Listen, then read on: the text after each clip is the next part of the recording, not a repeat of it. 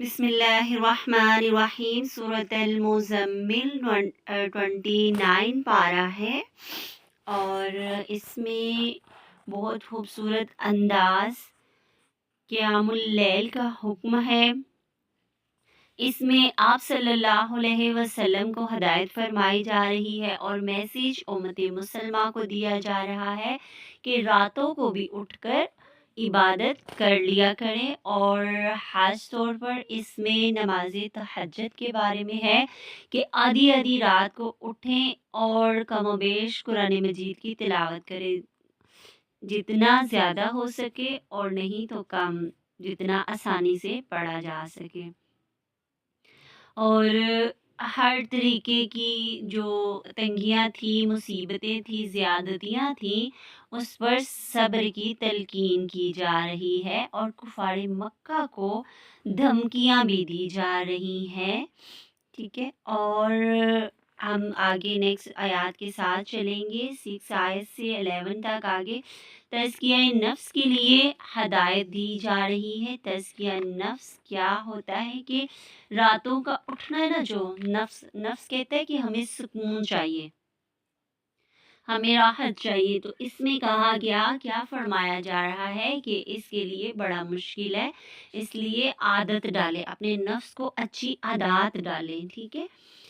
اس کے اندر رات کو اٹھا کریں، عادت پڑ جائے گی، تنگ ہوتا ہے بندہ، اسی میں آپ ثابت قدم رہیں گے اور اللہ کے ذکر کے لیے اٹھیں گے، اللہ سے ملاقات کے لیے اٹھیں گے، اور اس میں کیا کریں گے؟ وَرَتِّلِ الْقُرْآنَ ترتیلا، قرآن کو پڑھیں گے۔ کیوں؟ کیونکہ دین کے اوقات میں ذرا مصروفیات ہوتی ہیں، تو اس وجہ سے اللہ تعالیٰ نے فرمایا کہ اپنے رب کے نام کا ذکر کیا کرو، سب سے کٹ کر، تو سب سے کٹ کے بندہ رات کو ہی الگ ہوتا ہے، ٹھیک ہے۔ آگے 12 سے 9 کی آیت تک دیکھتے ہیں۔ اللہ تعالیٰ فرما رہے ہیں کہ انہیں ذرا کچھ دیر ایسی حالت میں رہنے دو جو جھٹلانے والے ہیں نا، ان کو، ان کے حوالے سے، کہ ہم روز آخرت میں ان کو کیا کریں گے؟ بھاری بھرکم بیڑیاں ڈالیں گے، پھر ان کو پتہ چلے گا۔ آگے 20 آیات میں قیام اللیل کے حکم میں تخفیف، مطلب نرمی کی گئی۔ کیا نرمی کی گئی؟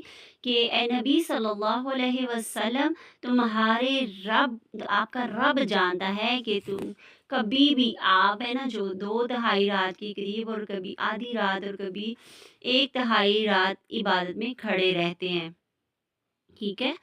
تو اس میں کیا کریں؟ ایک لمٹ رکھنی ہے آپ نے، اور طریقے کا ٹھیک ٹھیک، اور اس میں قرآن کتنا ایک طریقہ ایکول طریقے سے اس میں بتایا گیا۔ پھر آگے محلفین نے حق کے لیے وعید سنائی گئی ہے، جیسے کہ ہم نے 12 آیات میں پیچھے دیکھا نا، کہ اس میں کیا بتایا جا رہا ہے کہ جتنے بھی کفار ہیں نا، وہ جو جھٹلا رہے ہیں، کو جھٹلانے کی وجہ سے اب دل کو چھوٹا نہیں کرنا، ٹھیک ہے۔ اور یہاں پہ اللہ تعالیٰ فرما رہے ہیں کہ ان کو ہم دیکھ لیں گے، تھوڑا سا ان کو ڈھیل چھوڑ دو، ان کو ہم پکڑیں گے۔ تو قیام اللیل میں راتوں کو اٹھنا بڑا مشکل ہے، دین کے اوقات کا حساب رکھنا۔ اللہ تعالیٰ نے نا اس آیت میں بہت طریقے کے ساتھ وضاحت کر کے بتا دیا ہے، کہ شیڈول ایک ہوتا ہے نا جو زندگی کا، وہ بتا دیا، سمجھا دیا ہے، ٹھیک ہے۔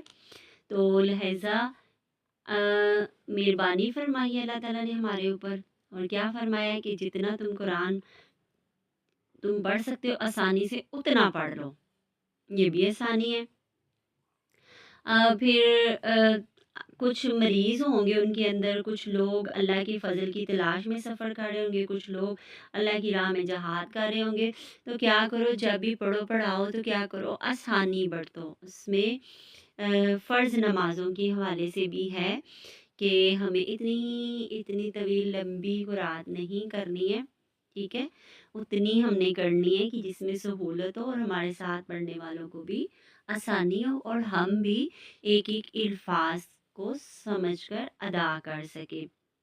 اس میں حدیث بھی ہے کہ نبی صلی اللہ علیہ وسلم نے فرمایا، تم پر دن رات میں 5 نمازیں فرض ہیں، اس پوچھا کیا اس کے سوا بھی کوئی لازم ہے؟ تو جواب میں ارشاد ہوا نہیں، الا یہ کہ تم اپنی خوشی سے کچھ پڑھ لو۔ تو اپنی خوشی سے کچھ پڑھ لو کا مطلب کہ کچھ ایکسٹرا نوافل اگر تم ادا کر لو تو یہ تمہاری محبتیں ہیں، ٹھیک ہے، اگر تم کر لیتے ہو تو ہمیں کیا چاہیے؟ ہمیں الگ سے نوافل بھی پڑھنا چاہیے، ٹھیک ہے۔ اس کے لیے پھر کیا کرنا ہوگا؟ طہارت، پاک رہنا ہوگا، ٹھیک ہے۔ یہاں پہ بھی کوئی شخص یہ اعتراض کرے کہ جب تہجد کی نماز خود نفل ہے تو اس میں قرآن پڑھنا کیسے فرض ہو گیا؟ تو اس کا جواب یہ ہے کہ نفل نماز بھی جب آدمی پڑھے تو اس میں نماز کی تمام شرائط پوری کرنی ہوتی ہیں، اس کے تمام ارکان و فرائض ادا کرنے لازمی ہیں، ٹھیک ہے۔ کپڑے، طہارت، وضو، جسم کا صاف ہونا، ہر چیز، رکوع سجود، ٹھیک ہے۔ تو اللہ تعالیٰ غفور الرحیم ہے، جتنی ہمیں پیچھے غلطیاں ہوگی آگے ہم چلتے ہیں سورۃ مدثر کی طرف۔ سورۃ مدثر کے 1 سے 3 آیت تک نبی صلی اللہ علیہ وسلم کی دعوت حق ہے۔ شروع سے ہی اللہ کے نبی نے دعوت دے دی ہے مجھے اور آپ نے، اور آپ بتائیں ذرا آپ نے کتنوں کو دعوت دی ہے؟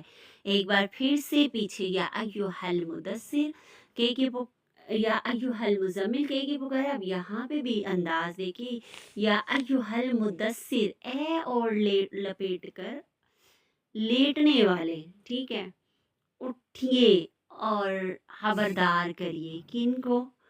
اپنی امت کو، کہ وہ کیا کریں؟ اتنا کمتر نہ سمجھے خود کو، اللہ کے دین کو، بہت بلند ہے یہ، کیا کرے؟ رب کی بڑائی بیان کرے اور کپڑے پاک صاف رکھے، گندگی سے دور ہے، احسان کریں۔ دیکھیں کتنی خوبصورت میسیج ہے شروع میں ہی، اور آگے 4 سے 10 تک دین کی جدوجہد کرنے والوں کے لیے ہدایات فرمائی گئی ہیں۔ کیا؟ کپڑے صاف، گندگی سے دور، احسان کرنا ہے، رب کی خاطر صبر کرنا ہے، تکلیفیں آئیں صبر کرنا ہے، کوئی کچھ برا کہہ دے صبر کرنا ہے، نیزہ آر پار ہو جائے صبر کرنا ہے۔ کیوں؟ کیونکہ اللہ کا عذاب بہت خطرناک ہے، وہ دن بڑا سخت ہوگا، اس کو ہلکا نہ لیا جائے۔ کون سا دن؟ روز حشر کا دن۔ تو ہمیں کیا کرنا ہے پھر؟ اللہ سے ڈرنا ہے، اس دن کو یاد کرتے ہوئے اس دن کے لیے جدوجہد کرنی ہے۔ اللہ نے جیسے بتایا ہمیں پورا صاف ستھرا ہر چیز ایسی کوئی اگنور کر کے صبر شکر کر کے اللہ کی حمد و ثنا کرنی ہے، ٹھیک ہے۔ کیا بتایا جا رہا ہے؟ کہ تم اللہ کی ہدایات پہ عمل کرو، چھوڑ دو مجھے اور اس شخص کو جسے میں نے اکیلا پیدا کیا، بہت سا مال اس کو دیا، اس کے ساتھ حاضر رہنے والے بیٹے دیے، اس کے لیے ریاست ہموار کی، ٹھیک ہے۔ کیوں؟ کیونکہ وہ اکڑ دکھاتا ہے، تو اس کو کیا کرو؟ فی الوقت کے لیے چھوڑ دو۔ آگے منکر کا طرز عمل بتایا گیا 11 سے 25 تک، ٹھیک ہے، 25 تک، کہ ان کو چھوڑ دو، ٹھیک ہے، ان کی بات ہی سمجھ میں نہیں آ رہی۔ پھر آگے 26 سے 29 تک جہنم کی ہولناکیاں بتائی گئی ہیں۔ کیا بتایا گیا؟ ان قریب میں اسے دوزخ میں جھونک دوں گا، اور تم کیا جانو کیا ہے وہ دوزخ، نہ باقی رکھے نہ چھوڑے، کھال جلس دینے والی۔ اللہ اتنی سخت۔ آگے 30 سے 31 آیت تک جہنم پر 19 فرشتے مامور رہیں گے۔ اللہ اکبر کثیرہ۔ دیکھیں اللہ کی پہرے داری اتنے فرشتے کر رہے ہیں، اللہ کو ہماری آپ کی کیا ضرورت ہے؟ کس اکڑ میں پڑے ہوئے ہیں کہ اللہ کو ہماری ضرورت ہے؟ ہم اللہ کے دین کا کام نہیں کریں گے تو اللہ کے بندوں کوئی اور کر لے گا۔ آپ دعوت نہیں دیں گی، آپ نہیں سیکھیں گی، آپ اپنے قرآن کو وقت نہیں دیں گی، کلاس کو وقت نہیں دیں گی، تو اللہ کی بندیوں کوئی اور آ جائے گی جس کو اللہ نے چنا ہے۔ وہ آئے گی دین کا کام کرنے، تم نہ کرو تم کیا کر لو گے؟ یہ نصیحت ہے کن کے لیے؟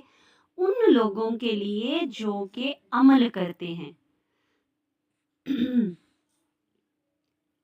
جہنم بہت سخت ٹھکانہ ہے، اور آگے بھی بتایا گیا کہ بدلہ لینے کے لیے دائیں بازو والوں کے سوا جو جنت میں ہوں گے، وہاں وہ مجرم سے پوچھیں گے تمہیں کیا چیز دوزخ میں لے گئی؟ وہ کہیں گے ہم نماز پڑھنے والوں میں سے نہ تھے، مسکین کو کھانا کھلانے والوں میں سے نہ تھے، حق کے خلاف باتیں کرتے تھے۔ روز جزا کو خود ہی بتائیں گے اپنی حقیقت، وہ اپنے منہ سے۔ سوچیں، محاسبہ کریں اپنا، کیا ہم بھی یہی کرتے ہیں؟ کیا ہم بھی یہی کرتے ہیں؟ ہم بھی کنجوسی مارتے ہیں؟ یہ جہنم بہت بری چیز ہے۔ 32 سے جہنم خطرناک ہے، جلسا دینے والی، پیچھے بھی بتایا گیا نا، خطرناک، جس میں تمہیں جلایا جائے گا، اکھیڑا جائے گا، نوچا جائے گا، اور جہنم میں لے جانے والے جراثیم۔ پھر حق سے اعراض کا سبب انکار آخرت، جو آخرت کا انکار کرتا ہے، اللہ سے ملاقات کا انکار کرتا ہے، سزا و جزا کا انکار کرتا ہے، ہلکا لیتا ہے، وہ اپنا ٹھکانہ خود سوچے۔ ابھی ہم کرنے کے کام کی طرف چلتے ہیں، آیات پر عمل۔ آج کل روزوں کی راتوں میں قیام اللیل آسان ہے، اس لیے اس کی عادت بنا لیجئے۔ قرآن کو ترتیل اور تجوید کے ساتھ پڑھنے کی کوشش کرنی ہے اور کروانی ہے، یہ میسیج آگے پھیلانا ہے۔ قرآن اور تہجد کے ذریعے اپنے اندر اخلاص پیدا کرنا ہے، اپنے دل کو صحیح صاف ستھرا پیدا کرنا ہے، مختلف معاملات میں بندوں کے لیے آسانیاں پیدا کرنی ہے، فرض عبادت کی ہر حالت میں پابندی، جبکہ نفلی عبادت شوق اور آسانی کے مطابق کرنی ہے۔ ٹھیک ہے، حرکات کی مکمل ادائیگی کیسے ہوگی؟ وَرَتِّلِ الْقُرْآنَ تَرْتِیلًا کا مطلب یہ تجوید سے پڑھنا، ٹھیک ہے، اس کی حرکات کو لمبا بھی نہ کرنا، اس کی حرکات کو کٹ بھی نہ کرنا، سٹاپ بھی نہ کرنا، چھوڑ بھی نہ دینا، اس کا حق ادا کرنا۔ حق تو یہ کہ حق ادا ہی نہ ہوا۔ آگے نیکسٹ سورۃ مدثر کی اہم آیات دیکھیں گے۔ اپنے کپڑوں کو پاک صاف، کیونکہ اللہ کپڑوں کی پاکی کو پسند کرتا ہے۔ پرہیزگاری، اللہ سے دعائیں کرنی ہیں، ٹھیک ہے، اچھے انداز میں گفتگو کرنی ہے۔ یہ کیا سکھائے جا رہے ہیں ہمیں؟ ادب و آداب سکھائے جا رہے ہیں، اس پہ ہم نے قائم رہنا ہے اور کروانے کی بھی کوشش کرنی ہے۔ باطل کلام اور جس بات کا آپ کو علم نہ ہو، اس پر گفتگو کرنے سے پرہیز کرنا ہے۔ اپنے آپ کو بڑی چیز نہیں، بے شک آپ قرآن کا علم بھی پورا سیکھ لے، لیکن پھر بھی آپ نے وہ بات نہیں کرنی ہے جس کا آپ کو مکمل علم نہیں ہے، اس وجہ سے کہ لوگ آپ کو یہ کہیں گے اس نے تو کورس کیا ہوا ہے۔